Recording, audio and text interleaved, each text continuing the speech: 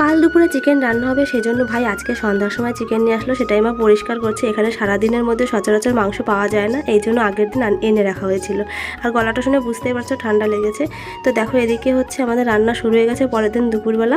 আর এদিকে দেখো আজকে বিরিয়ানি হবে, সেজন্য কী কী উপকরণ লাগছে সেগুলো তোমাদের কাছে একটু শেয়ার করলাম, দেখালাম। এদিকে মা হচ্ছে এদিকে মাংস দেখো রান্না করেছে একদম লাল লাল ঝোল, কারণ মা মাসি পাপা এনরা হচ্ছে ভালো বিরিয়ানি খায় না। তো সাদা ভাতও রান্না হয়েছিল, অল্প করে ওনটা বিরিয়ানি খেয়েছিল।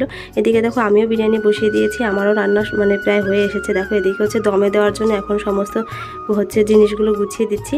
চিকেন দিয়ে ভাত দিয়ে সমস্ত পাট টুপাই দিচ্ছি। আর আমি অত পারফেক্ট রাঁধুনি না, মোটামুটি খাওয়ার মতো রান্না আমি করতে পারি। দেখো এইরকম হয়েছে বিরিয়ানি, মোটামুটি খেতে ভালোই হয়েছিল। তো আজকের মতো আমি তোমাদের কাছে এটুকুই শেয়ার করলাম। কেমন লাগলো কমেন্টে বলো, ভালো লাগলে লাইক কমেন্ট শেয়ার করো। তো দেখাবে নেক্সট কোনো মিনি ব্লগে। তো আজকের মতো টাটা।